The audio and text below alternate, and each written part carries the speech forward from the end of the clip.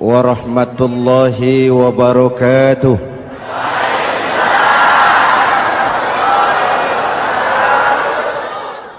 Alhamdulillah wassalatu wassalamu ala Rasulillah Sayyidina Muhammad ibn Abdullah wa ala alihi wa sahbihi wa mawalah, amma ba'du. Saudara-saudara kaum muslimin di seluruh tanah air, hari-hari pada minggu akhir Ramadan kita bersama-sama menyaksikan sebuah fenomena tentang pindahnya kegiatan umat dari masjid ke pasar, dari masjid ke terminal, dari masjid ke stasiun, dari masjid ke bandara. Apa boleh buat, itulah wajah kita, bahwa lebaran artinya mudik, bahwa lebaran artinya baju baru dan makanan. Lebaran berbeda dengan Idul Fitri. Lebaran adalah tradisi yang setiap kita boleh ikutan. Siapa saja boleh ikut lebaran, tapi tidak tiap orang bisa merayakan Idul Fitri. Mau puasa atau tidak puasa, boleh lebaran. Tidak dilarang sama petugas keamanan. Mau ibadah Ramadan atau tidak melaksanakan ibadah Ramadan, boleh ikut lebaran. Tapi tidak berarti merayakan Idul Fitri, karena selalu ada kos dari apa saja yang kita lakukan. Saya mau cerita, mau dengar nggak? Ada dokter gigi, dokter baru. Satu sore praktek, pasiennya 4 orang nunggu duduk jejeran. Dipanggil pasien pertama, diperiksa, berlubang giginya, dicabut tanpa dibius. Namanya dokter baru. Pasien ini teriak, aduh sakit dok, tidak kuat, sakit. Teriakannya keras sekali. Pasien yang 3 orang yang nunggu gemeter, lari semua. Sudah saya dicabut, diobati, selesai, tanya, sudah selesai dok? Sudah mas. Berapa biayanya? 200.000. Loh, biasanya kan 50.000, kok 200.000? Biasanya sih memang 50.000, tapi siapa suruh kau teriak? Yang 3 lari.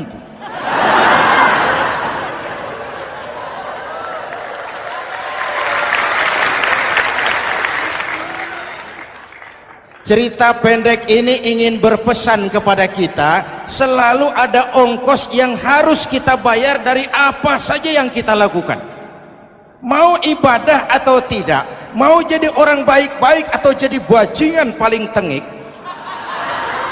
mau berbuat salah atau berbuat soleh, selalu ada kosnya, selalu ada ongkosnya. Kita bicara kembali kepada fitrah, Idul Fitri. Bagaimana caranya? Pertama, saya ingin mengutip bagian pendek dari ayat 185 Al-Baqarah. Walitukmilul iddata walitukabbirullaha ala ma hadakum wala'allakum tashkurun. Ada 4 hal dari cuplikan ayat pendek ini. Pertama, walitukmilul iddata, hendaknya engkau sempurnakan jumlah bilangan hari puasamu. Berpuasa sebulan penuh. Sebulan penuh itu bisa 29, bisa 30. Pak, kalau beda pendapat bagaimana? Ada yang lebaran tanggal 5, ada yang lebaran tanggal 6. Hadirin, bagi yang punya kemampuan berijtihad, silahkan melakukan ru'yatul hilal. Bagi yang tidak, lebih aman ikut pesan Nabi. Apa pesan Nabi? Fa iza ikhtalaftum fa alaikum bis sawadil a'zam ma'al haqqi wa ahlihi. Kalau kamu berbeda pendapat, ikut golongan terbanyak yang benar dan ahlinya. Jadi walaupun banyak, kalau tidak benar dan bukan ahlinya, tidak usah ikutin. Banyak benar dan ahlinya. Contoh, 100 insinyur berbeda pendapat dengan 10 kiai tentang doa kunut. Yang diikuti pasti 10 kiai, bukan 100 insinyur. Betul? Atau sebaliknya, 10 insinyur berbeda dengan 100 kiai tentang konstruksi jembatan. Yang diikuti tentu 10 insinyur, benar dan ahlinya. Maka yang paling aman, kita punya departemen agama. Departemen agama punya ahli dari MUI, dari Nahdlatul Ulama, dari Muhammadiyah, dari Al-Wasliyah, dari Syarikat Islam, dikumpulkan melakukan ru'yatul hilal. Yang paling aman, dengerin saja pengumuman Departemen Agama.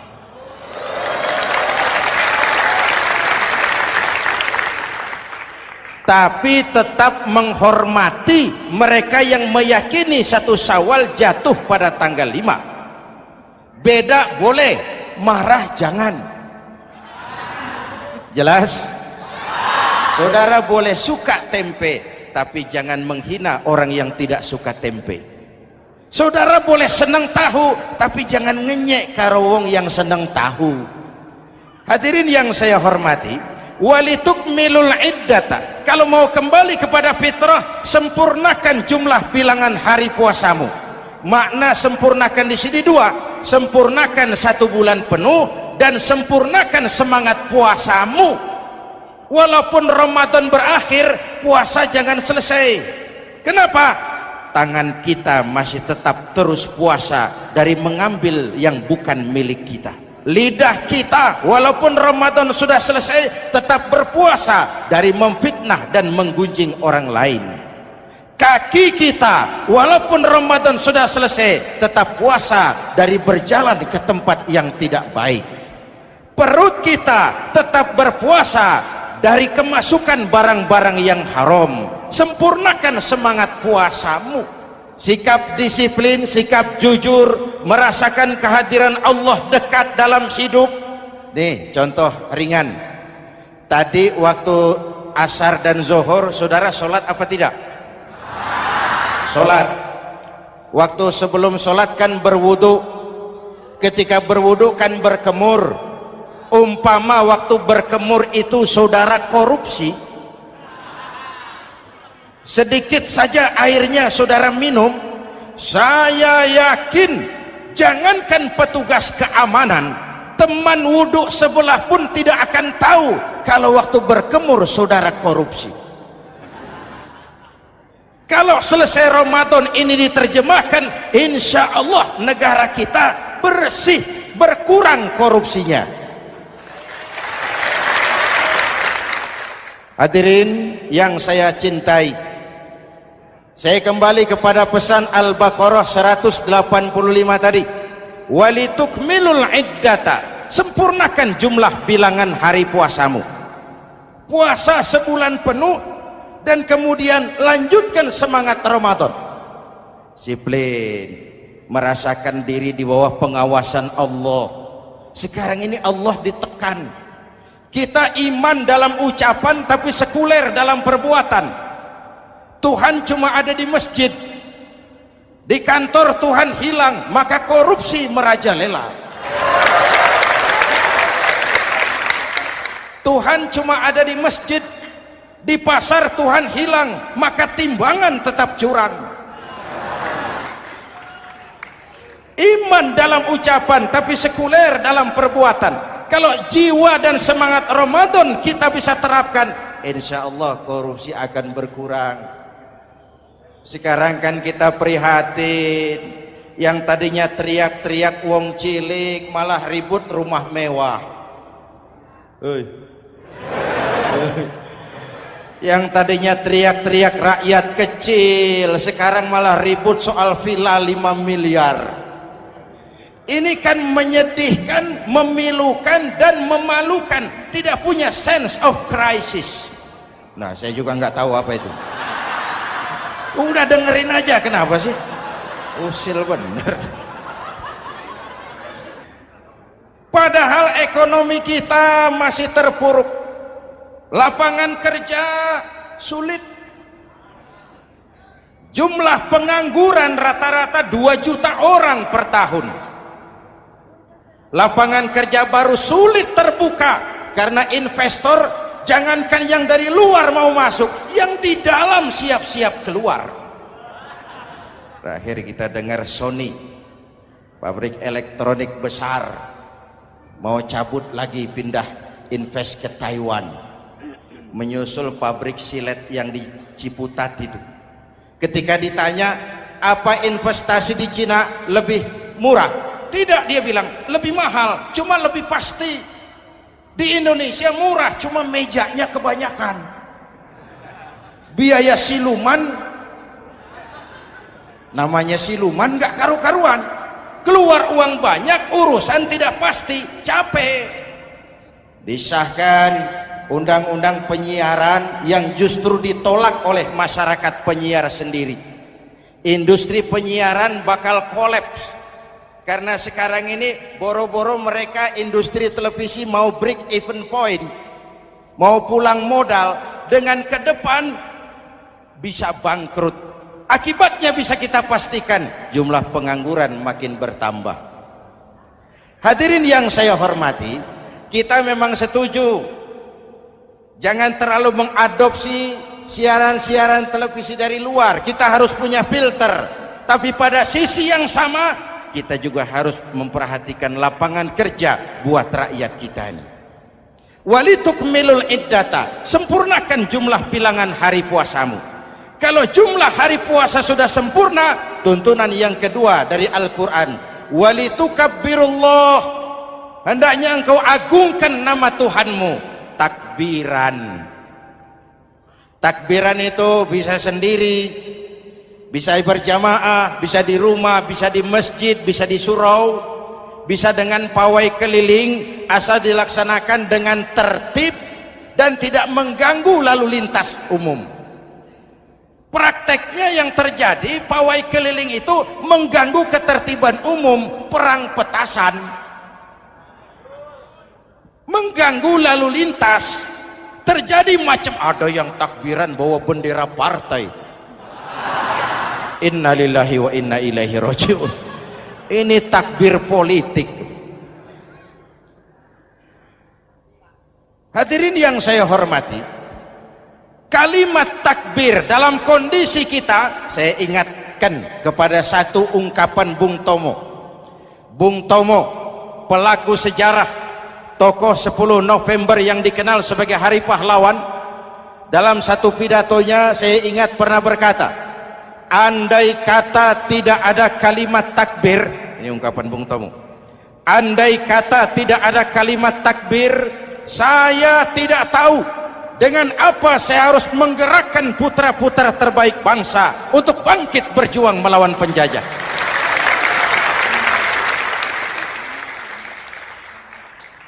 Ketika Allahu Akbar, itu londo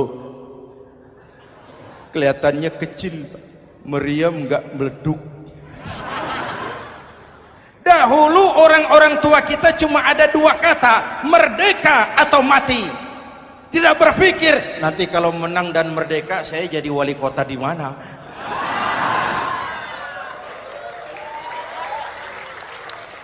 Kalimat takbir, bangsa ini harus bangkit dari keterpurukan. Bangsa ini harus bangkit mengejar ketinggalan-ketinggalannya. Bangsa ini tidak boleh terpuruk terus. Dan semangat takbir harus menjiwai kita.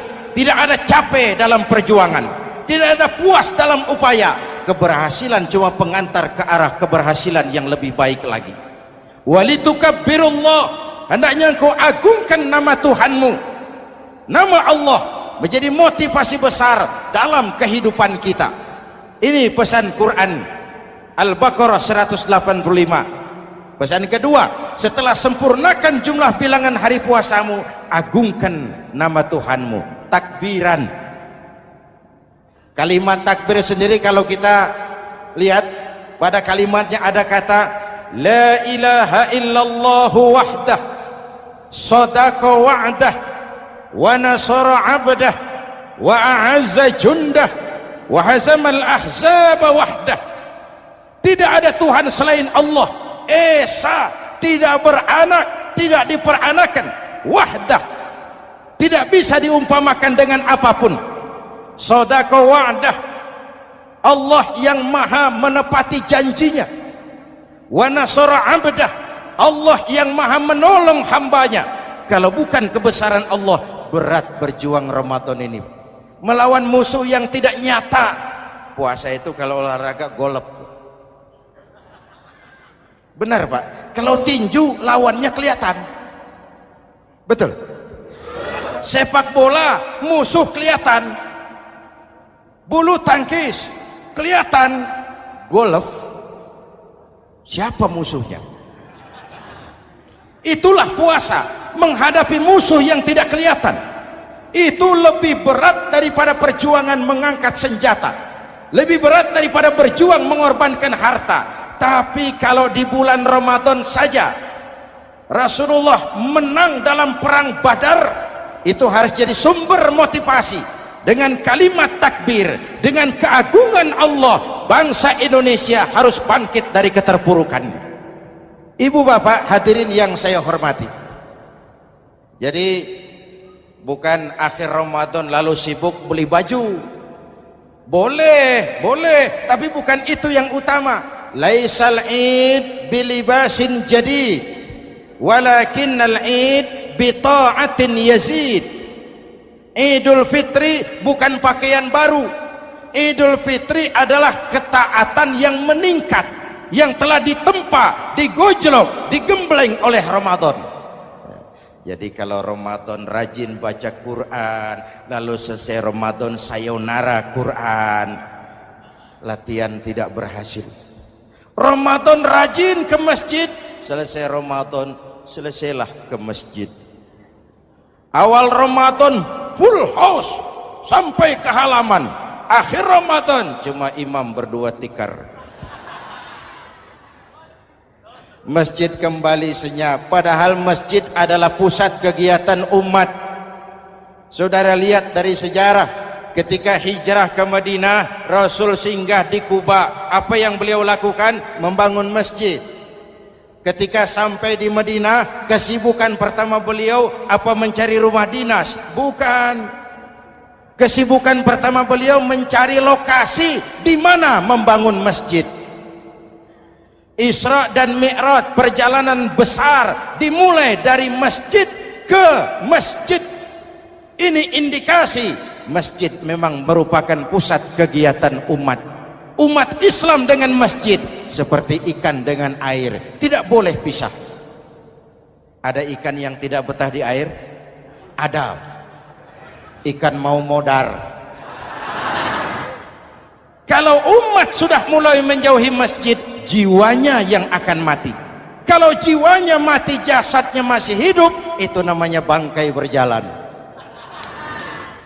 Walitukabbirullah, engkau agungkan nama Tuhanmu. Takbiran, setelah berjuang penuh membina takwa, mengharap ridho, mengendalikan nafsu. Ingat loh, puasa itu bukan menghilangkan nafsu, mengendalikan, menempatkan pada tempatnya. Manusia tanpa nafsu bukan manusia, tapi manusia yang disetir nafsu turun jadi binatang, bahkan lebih rendah daripada binatang.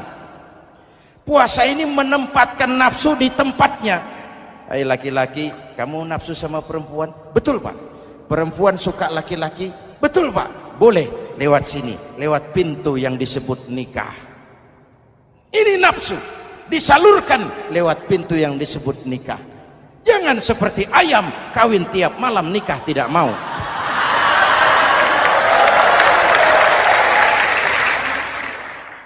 Hai manusia, nafsu kepada materi, kepengen kaya? Iya Pak, boleh. Usaha yang halal, jual beli yang halal. Wa ahallallahu al-bai'a wa harrama riba. Allah halalkan jual beli. Jangan ingin kaya lalu makan renten, ingin kaya lalu korupsi, ingin kaya lalu buka peternakan tuyul. Manusia ingin berkuasa, boleh, tapi tetap punya etika dan moral. Jangan ingin berkuasa lalu fitnah, ingin berkuasa lalu mengadu domba orang, ingin berkuasa lalu menghalalkan segala cara. Puasa menempatkan nafsu pada tempatnya. Manusia yang dikendalikan nafsu lebih puas daripada binatang. Saya punya ungkapan lama, sebuas-buasnya kerbau makanannya tetap rumput. Saya belum pernah dengar ada kerbau terlalu buas lalu makan roti.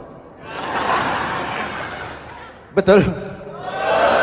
Tapi manusia kalau sudah dikendalikan nafsu, manusia bukan cuma makan nasi, aspal, semen, kertas, minumnya solar, jauh lebih buas daripada binatang. Inilah puasa, arep nguwong kewong, agar manusia itu jadi dirinya, fitrahnya, jangan dikendalikan oleh nafsu. Kita ini sudah diciptakan fi ahsani taqwim.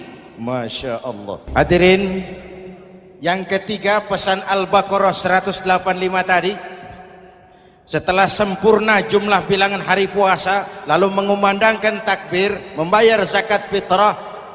Kenapa itu kita lakukan? Mengagungkan nama Allah, ala ma hadakum, agungkan nama Allah yang telah memberikan hidayahnya kepadamu. Masya Allah nih, hidayah, kita bersyukur. Hidayah ini hak prerogatif Allah, diberikan kepada siapa saja yang dikehendaki oleh Allah. Kita bisa lihat dalam sejarah, ada anak Nabi tidak mendapat hidayah, tidak terpanggil mengikuti kebenaran yang disampaikan oleh bapaknya, namanya Kan'an, putra Nabi Nuh. Ada ayah Nabi bernama Azar, ayah Nabi Ibrahim, putranya penegak tauhid, ayahnya produsen berhala.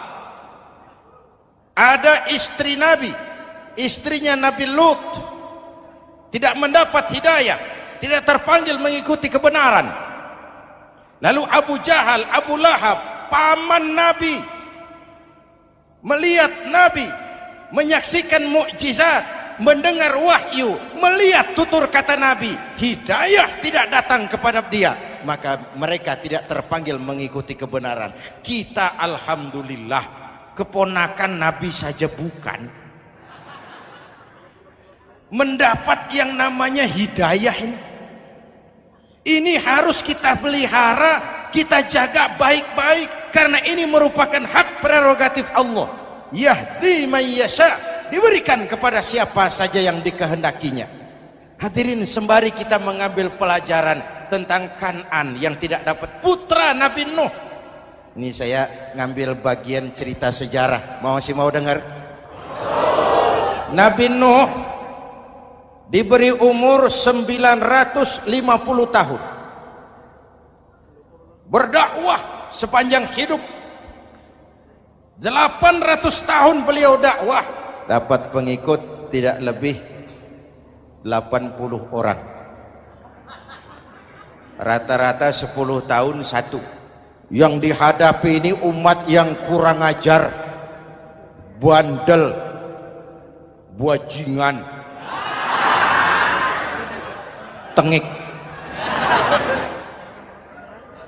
Kalau diceramahi, telinganya ditutup dengan tangannya. Ini saking kurang ajarnya ini umat. Diberikan dakwah, telinganya ditutup dengan tangan. Nabi Nuh ketika di puncak kesabarannya munajat, ya Rabb, bagaimana Nuh? Siang malam saya berdakwah kepada umat ini, saya sampaikan risalahmu, saya canangkan seruanmu, saya sampaikan ajaranmu. Inni da'autu qaumi lailan wa nahara, siang malam saya berdakwah kepada umat. Wa inni kullama da'autuhum ja'alu asabi'ahum fi adhanihim, tiap kali saya sampaikan dakwah kepada mereka, mereka tutup telinganya dengan tangannya. Saya tidak sanggup menghadapi umat seperti ini, ya Allah. Habis mau kamu bagaimana? Sikat saja sudah semua ini. Bikin mati saja. Nanti kalau punya anak, anaknya kafir lagi. Lebih baik bapak moyangnya, mbah-mbahnya sikat semua. Rabbi la tazar 'alal ardi minal kafirina dayyara. Jangan disisakan orang kafir. Habisin semua. Itu mau kamu? Iya. Buat kapal Nuh, nanti aku turunkan banjir. Dengan apa saya membuat kapal ya Rabb? Pakai kayu. Kayunya dari mana ya Rabb? Dari pohon tentu. Pohonnya belum ada ya Rabb. Tanam dulu.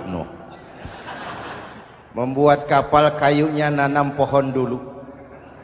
Apa artinya? Perjuangan bukan simsalabim abragedabra. Perjuangan bukan makan lombok, ini hari dimakan, ini hari pedas. Perjuangan itu proses. Ada keringat, ada air mata, ada darah, tempo-tempo nyawa. Itulah perjuangan. Sudah pohon ditebang, buatkan kapal di tengah kampung. Umat unjuk rasa lagi. Nuh makin gila. Bikin kapal di tengah kampung, mau belayar kemana? Selesai Nuh, selesai ya Rabb. Naik. Orang-orang yang beriman bersamamu naik. Binatang serba sepasang naik. Naik Nuh, naik orang beriman naik. Binatang serba sepasang. Gerimis mulai turun. Setelah kapal semua terisi, Nabi Nuh kontrol. Sudah naik semua? Sudah. Nuh, Mas Bejo ada? Ada. Mbok Painem, naik sudah masuk. Oke. Kanan anak saya ikut tidak naik kapal. Kami tidak lihat Nuh. Turun ke bawah. Ada Kanan. Kami tidak lihat Nuh. Naik ke atas buritan. Kelihatan Kanan tidak ikut naik kapal. Kumpul bersama orang kafir di daratan. Inilah potret kehidupan. Kumpul dengan orang-orang kafir.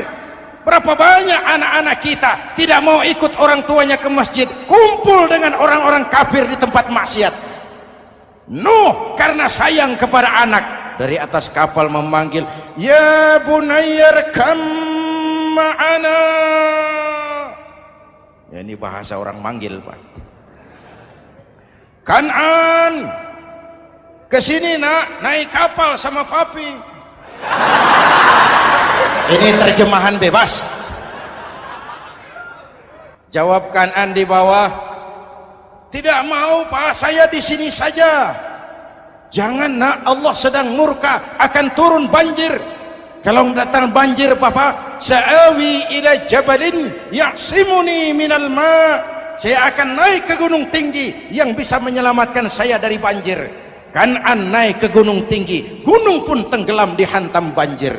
Dalam puncak kepedihan, Nabi Nuh akhirnya sadar, ya Allah, kalau orang kafir tenggelam memang saya yang minta, tapi Kanan kan anak saya.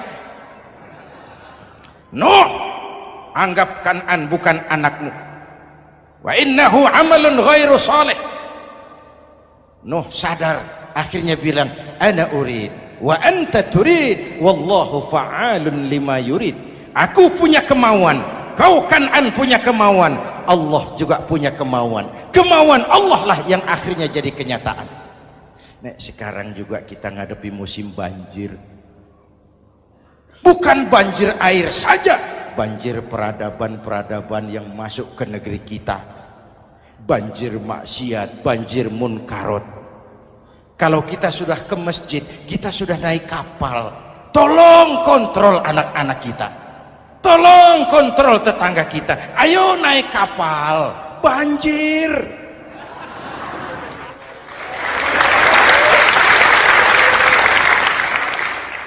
Ditutup ayat ini dengan wala'allakum tashkurun. Atas hidayah yang diberikan kepada kita, kita bisa melaksanakan ibadah Ramadan, bisa takbiran, dan diakhiri dengan ungkapan tasyakkur. Tasyakkur dan tafakkur, mensyukuri nikmat. Saya berulang kali mengingatkan, nikmat bisa berubah menjadi azab kalau kita tidak pandai mensyukurinya. Bayangkan Pak, tahun 87-an kita itu jadi negara yang berswasembada pangan. beras kita cukup untuk rakyat kita. Sekarang kita jadi pengimpor beras terbesar. Kita beli beras ke Vietnam, kita beli beras ke Thailand, ke negara-negara yang lebih kecil dari kita. Kenapa? Karena sawah kita tanami gedung dan beton. La in syakartum la azidannakum wa la in kafartum inna adzabi lasyadid. Kalau kamu bersyukur, aku tambah nikmat. Kalau kamu ingkar, tidak pandai bersyukur, awas, azabku pedih. Maka ungkapan saya, orang kaya bisa masuk surga karena hartanya, orang kaya bisa masuk neraka juga karena hartanya. Syukur apa tidak syukur? Pejabat bisa masuk surga karena jabatannya, pejabat banyak yang masuk neraka juga karena jabatannya. Syukur apa tidak syukur?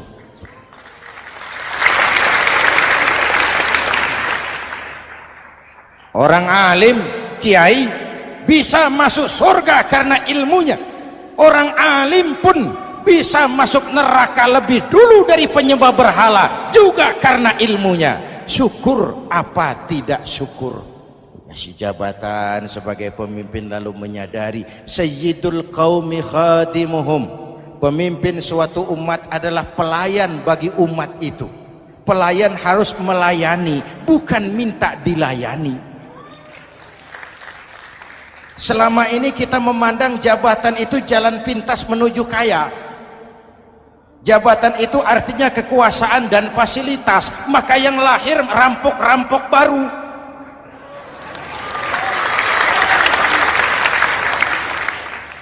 Jabatan adalah alat untuk pengabdian di tengah rakyat yang sedang susah, di tengah negara yang sedang terpuruk. Kita memerlukan pemimpin-pemimpin yang sadar sayyidul qaumi khadimuhum. Pemimpin suatu kaum adalah pelayan bagi kaum itu sendiri. Ibu bapak hadirin yang saya hormati, dengan mensyukuri itu maka makna Idul Fitri meresap kembali kepada fitrah kita sebagai manusia. Fitrah kesucian. Secara sederhana orang gambarkan kembali kepada fitrah seperti bayi baru dilahirkan oleh ibunya, bersih, suci, tanpa dosa, lantaran sudah dibersihkan oleh ibadah Ramadan.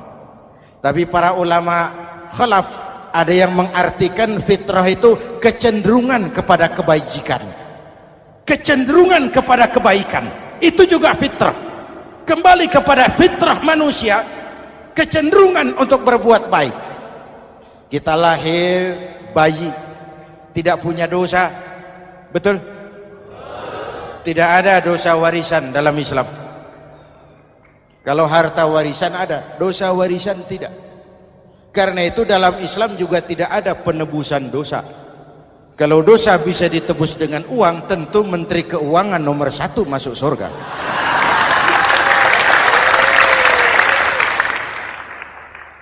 Dosa dalam Islam ditebus dengan taubat, langsung kepada Allah, sonder calo. Hadirin yang saya hormati, kembali kepada fitrah seperti bayi baru dilahirkan oleh ibunya, bersih, tidak punya dosa kepada Allah lantaran sudah dibersihkan oleh ibadah Ramadan. Soalnya kemudian kita kan tidak hanya bersalah kepada Allah, kita ini juga bergaul dengan sesama manusia, betul? Sebuah hadis, sahabat ditanya oleh Rasul, atadruna manil muflis? Saudara-saudara, tahu kamu siapa orang yang bangkrut? Oh Rasul, orang bangkrut yang tidak punya uang, orang bangkrut yang tidak punya harta. Salah, kata Rasul. Innal muflisa min ummati, yang bangkrut dari golongan umatku, yang besok di hari kiamat datang menghadap Allah dengan membawa pahala solat, membawa pahala zakat, membawa pahala haji, membawa pahala sedekah pada satu pihak. Sementara pada sisi yang lain, sebelah kiri, orang ini juga datang membawa kesalahan karena pernah mencaci maki orang, pernah memfitnah orang, pernah memakan harta orang dengan cara yang zalim. Satu sisi bawa kebajikan, sisi lain bawa kesalahan. Kalau ini yang terjadi, bagaimana nasib kita, kata Nabi?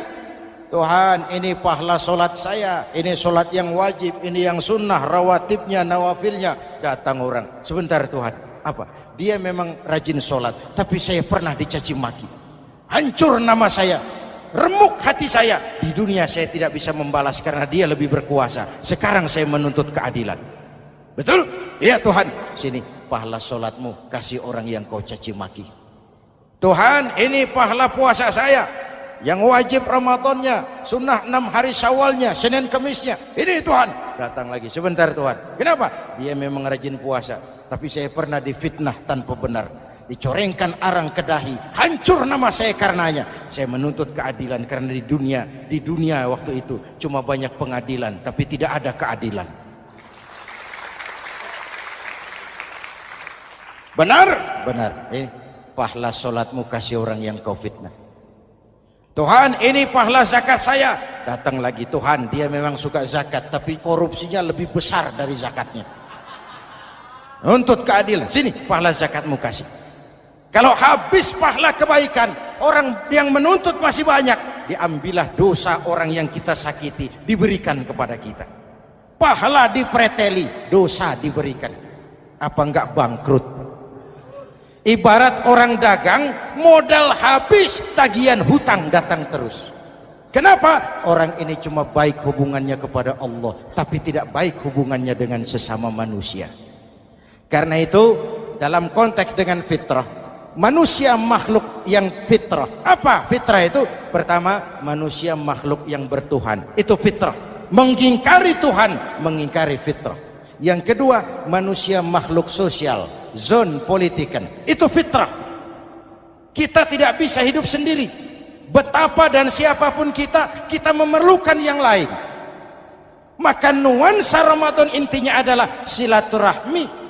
Nuansa Idul Fitri silaturahmi antar sesama kita.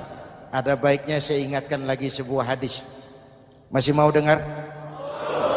Selesai sholat Id, sahabat mendengar Rasul mengucapkan amin 3 kali. Amin, amin, amin. Ya Rasul, ada apa? Tadi turun Jibril selesai sholat, mau berdoa. Muhammad, aku mau mohon kepada Allah, mau kau aminkan? Silahkan Jibril. Jibril doa, Rasul amin. Doanya 3 macam permohonan, maka Rasul 3 kali mengucapkan amin. Kalau sudah Jibril yang doa, Rasul yang amin, apa ya doanya ditolak? Apa isi doanya? Yang pertama, ya Allah, doa malaikat Jibril, hari ini 1 Syawal, waktu itu doanya, saya mohon kepadamu, jangan engkau terima puasa dan ibadahnya anak yang durhaka kepada ibu bapaknya. Rasul mengucapkan amin. Renungan buat kita. Itu sebabnya barangkali sesibuk-sibuk di Jakarta masih mau mudik nemui orang tua. Yang kedua, ya Rabb, saya mohon kepadamu, jangan engkau terima puasa dan ibadahnya istri yang durhaka kepada suaminya. Amin. Kedengaran Bu? Ada ibu-ibu tanya, Pak, kalau suami yang durhaka sama istrinya bagaimana? Nah, hadisnya tidak menjelaskan itu, Bu.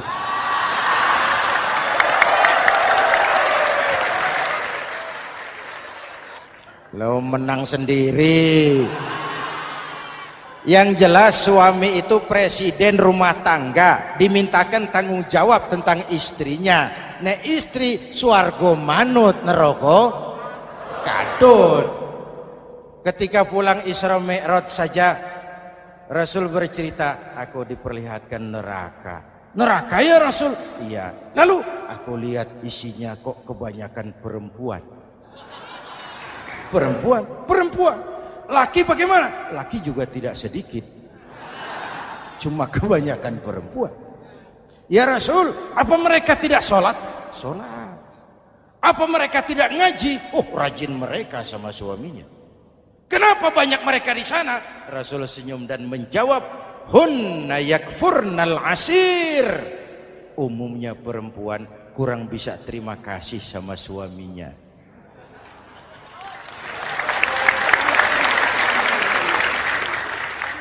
Ini penyakit turunan. Oi, ngaku oi. Lalu yang ketiga, ya Allah, hari ini saya mohon kepadamu, jangan engkau terima puasa dan ibadahnya muslim yang tidak mau memaafkan sesama saudaranya muslim. Memaafkan lebih berat daripada meminta maaf, tapi memberi maaf lebih mulia daripada meminta maaf. Inilah nuansa mengembalikan semangat saling menghargai, saling mencintai, keutuhan, kerukunan, dan kedamaian. Sudah capek kita rakyat dengan konflik. Sudah capek kita dengan mengedepankan perbedaan dan bukan persamaan. Sudah waktunya kita berbeda tapi tetap bergandengan, tetap bersama menyongsong hari esok yang lebih baik. Mintalah ridho ibu bapak, suami kepada istri, istri kepada suami, dan memaafkan sesama saudara muslim sehingga kita benar-benar kembali kepada fitrah. Terima kasih dan mohon maaf, semoga ada manfaatnya. Usikum wa nafsi bitaqwallah. Wassalamualaikum warahmatullahi wabarakatuh.